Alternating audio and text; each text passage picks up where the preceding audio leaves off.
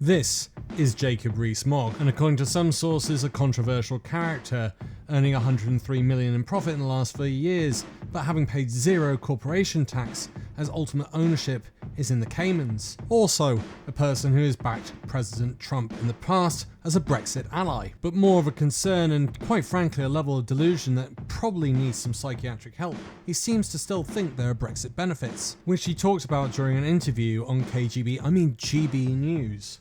Have a listen to this on Northern Ireland. The European Court of Justice is not involved in deciding what goes on in Northern Ireland. Northern Ireland is part of the United Kingdom. It is no longer an outpost of the European Empire. But a few minutes later... No, but they've been happy to do that hitherto, haven't they? Of course they have. It's funny how he uses the words... of the European Empire. It's funny how he uses the word empire to describe Europe, because empire would denote the idea that Britain was some sort of colony.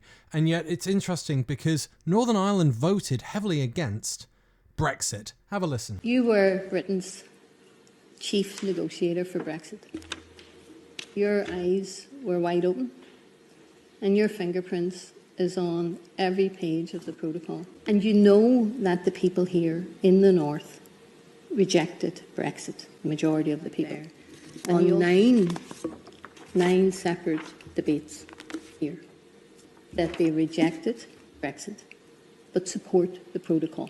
Now, for those of us who come from the north of Ireland, from the Republican nationalist community, we believe that the next agreement that you honour in full will be your first.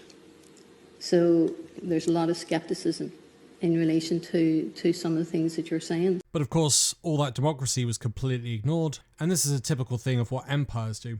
Interesting enough, on a side note, the Bermudan Parliament passed legislation to legalise cannabis, and it was blocked by the UK. It seems that you're more dictatorial under the British Union than the European Union. This interview went on for quite a while. There was even a veiled threat, which I'll talk about at the very end of this video, from Mogg to Sunak. This is what Mogg had to say about trade and the Northern Ireland Protocol, with the potential of us having a trade war with the EU. For the flow of goods between Great Britain and Northern Ireland should be free. And this is what it comes down to, an obsession with parts of the Brexiteer party wanting to have a free trade agreement with the world. The unfortunate thing about that is that a lot of the world does not want to have free trade. They're keen to be protectionist for a variety of reasons. And frankly, it feels like Britain wants to have its cake and eat it. It decided to file for divorce, and it seems to want to be able to move around the house and keep the house as much as it wants without any changes. The problem being that somewhere along this line there needs to be a border. This is part of the EU principle. And if Britain wants to diversify, which we'll hear Rees Mogg talk about later, with genetic editing of food, the EU is not going to want that food coming into the EU. But Mogg doesn't want that. He wants an unfettered border with Ireland, Northern Ireland and the UK. If we were to unilaterally remove, activate Article 16 and cancel the protocol, there would be a trade war, and that would cost the country dearly, wouldn't it? Well, we're the EU's biggest trading partner. A load of nonsense. In services, number one, the United States. In goods, we're third. The cost to the European Union of not trading with the UK would be very significant too. Trade wars don't help anybody. I'm very against trade wars. I don't think we should indulge in one. But he's willing to make one happen if he has to, and legislation's being passed through the Commons right now that could easily lead to that trade war, which is the last thing we need in the middle of a recession. It almost feels like the Conservative Party is trying to force the EU into becoming a free trade bloc. What's your overview now about Brexit and how it's going? Well, the fundamental thing is that we now determine our own government. And that is so important. And then we can make choices. Did you vote for Charles? Well, I didn't vote for you. And we can make choices based on the democratic will of the British people. Did you vote for Truss? Did you vote for Sunak? The answer is obviously no. We didn't get a say in any of that. Isn't that interesting that it's just come out of his mouth? And I think that is fundamental to our future prosperity. And some of it's going to be in big things. So there is the potential of dealing with Solvency II, which could be worth, I think, £65 billion of extra investment a year. That's a really big thing. You might wonder what solvency is or what he's talking about. Well, quite simply, it's to do with insurance and it's deregulating it. And as you can remember, in 2008, lots of stuff was deregulated, and they've also lambasted Gordon Brown for that deregulation. Great stuff. On gene editing, which is going to be an improvement in agricultural processes for the UK that the EU won't have. And again, it's that thing of having your cake and eating it. If the EU do not want gene-edited food, they will put up trade barriers to stop that food coming into Europe. He just wants everything. The Conservative Party are just spoiled and entitled. We've got the retained EU law bill. There are 2,500 near enough pieces of EU legislation that we will be able to change and have our own rules for. So the EU have set up a set of principles that they don't want to alter. They've got a red line in the sand with it. And yet this man wants us to completely diversify whilst also having a free border with the EU. It's just deluded. And that's a great opportunity to free up our markets, make the UK more efficient, and take the dead hand of costly regulation off business. We've seen how impotent the EU and Brussels have been in regard to Ukraine. So impotent that the Ukraine turned down joining the EU Commonwealth that was being led by Britain and instead decided to join up with the European Union. In fact, this is Zelensky saying thank you so much for allowing us to join the EU, which will help us rebuild the Ukraine. What an insult. I think had we been a member of the European Union in February of this year, under the doctrine of sincere cooperation, we would not actually have been able to do what we did to arm Ukraine, to help Ukraine, and to set a framework that has allowed Ukraine to be so successful. Do you remember the Iraq War? Does he remember the Iraq War? I don't know. It's really bizarre, considering the Conservatives backed it, and if they hadn't backed it, we wouldn't have gone to war. Maybe defeat, restore, join the EU, and then we will finally be resting. So Brexit has actually helped Ukraine and Volodymyr Zelensky to fight Russia. Fundamentally. Not Zelensky, not the leadership, not the military leaders, not the people themselves.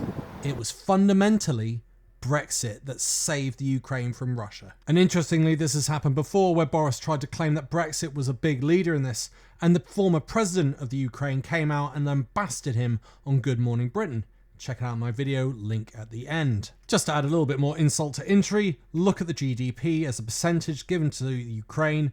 Estonia, Latvia, Poland, Luxembourg, Slovakia, Lithuania, all EU countries giving more. This came out this morning. Have a listen. London's lost its crown to Paris as the biggest stock market in Europe. Is the City of London permanently damaged by Brexit? You know, I would cast the net wider than that. The UK economy as a whole has been permanently damaged by Brexit. It's reduced the economy's potential output significantly, eroded business investment. I mean, look, if we hadn't had Brexit, we probably wouldn't be talking about an austerity budget this week. The need for tax rises, spending cuts wouldn't be there if Brexit hadn't reduced the economy's potential output so much. Here's Mogg's take on Brexit and business. Small businesses. The issue here is on the small businesses that trade with the European Union. And yes, the EU has put extra checks on goods going from the UK into the EU. As I've pointed out, that's because of diversification, and they don't want that diversification, such as genetically modified food. And it's done this because it's crossed that we have left. But I thought we held all the cards so we could negotiate, and we've still got all the power because we've got a huge trading deficit with them. It's not particularly in the spirit of the agreement we came to with them, and we quite rightly haven't retaliated. Here's Mogg talking about the issues at the border. You're admitting that this could save £1 billion, which means that checks would have cost £1 billion. I thought post-Brexit checks were not going to be disruptive. That's why we're not adopting them. This would have been an act of self-harm if we'd gone ahead with it. It would have increased costs for people, and we are trying to reduce costs. So that's the purpose of not going ahead with them and trying to ensure that the border flows as smoothly as possible, which benefits everybody. Free trade is hugely advantageous to consumers. Do you know what impact this will actually have on prices in supermarkets? Well, some costs, it would be quite significant. That if you look at small deliveries of things like cheese, you were talking about 71% increase maximum level on the retail price. And frankly, at that level, goods just wouldn't have come in. And here's Mogg again talking about borders and get it completely wrong, and then handed to him by Nick Ferrari. This is you and I speaking in June 2018 when I asked whether there might be queues at Dover. There'll be no need for checks at Dover, but it will be an ability to ensure that the roads keep running around Dover, even if there are delays at Calais. The delays will not be at Dover, they will be at Calais. The delays will not be at Dover. You'll be aware 2 weeks ago it was actually declared a critical incident. Some people spent 12 hours in their cars, lorry drivers passed out, and children defecated in the lay-by. A response to what you said some years ago, Mr. Rees Mogg. Well, the response is that the delays are caused by the French. But you said there'd be no delays at Dover, Mr. Rees Mogg. Yeah, but they are French-created delays. But they are at Dover, decided, Mr. Rees Mogg. Are you prepared to apologise that you got that wrong? Yes, of course I got that wrong, but I got it wrong for the right reason, if I may put it that way. Remember, we hold all the cards, and we still hold all the cards. Are you starting to see why I think he needs to see a shrink? So goods coming from the EU into the UK are still pretty freely distributed and received. And that keeps input costs down and keeps consumer costs lower, because actually free trade is always good for the country that gives it. And we should give more free trade. We should make our market more open, so not just to Europe, but to the rest of the world, which is what we're doing with free trade agreements. And more delusion. Have a listen to this with Emily Thornberry from the Labour Party ripping apart Liz Truss on the Japan deal. The forecast increase in UK exports to Japan was £2.6 billion. And the forecast increase in UK GDP was £1.5 billion. Now, let's compare those figures to her department's assessment for the long-term impact of the EU-Japan deal. Under that assessment, the forecast increase in UK exports to Japan was not £2.6 billion, but £4.3 billion. And the forecast increase in UK GDP was not £1.5 billion, but £2.6 billion. Now, I don't know about you, Madam Deputy Speaker, but that doesn't sound to me like further and faster or above and beyond or additional or higher to me. It sounds like smaller, slower, lower, lamer. And remember this from the NFU website, that's the National Farmers Union, from the head of the National Farmers Union: tariff-free deal with Australia, a betrayal of British farmers. That's because it created a 94 million hole with British farmers, which Brexit was meant to protect. It was meant to be about protecting the farms and the countryside from EU regulation, and instead it's about free trade and wrecking anything that we produce in this country.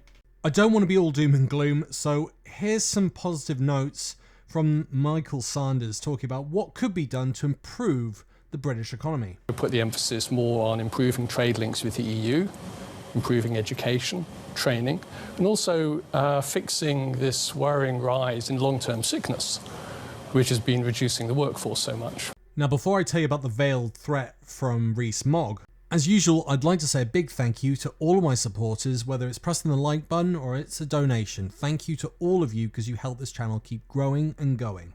Just have a listen to what Mogg says if Sunak puts taxes up. What are your thoughts about rumoured tax rises in the latest budget statement on Thursday? Austerity 2.0 and tax rises for everyone. Is that the way to go? No. So I would encourage considerable caution about tax rises, and I hope that so far what we've heard has been kite flying to try and frighten the horses a bit, so that when it's announced, everyone heaves a sigh of relief and says, oh, well, thank heavens, it's only a bit of fiscal drag. Sounded like a threat to me. It's going to be interesting when they announce that, because I can see the Conservative Party splitting, because part of it's about, from the Sunak point of view anyway, centre-left maybe, or centrist, or centre-right, whereas Mogg and some of his crew are clearly all about free trade, which is what you've listened to throughout this video. Share your thoughts in the comments. Thanks for listening. Bye for now.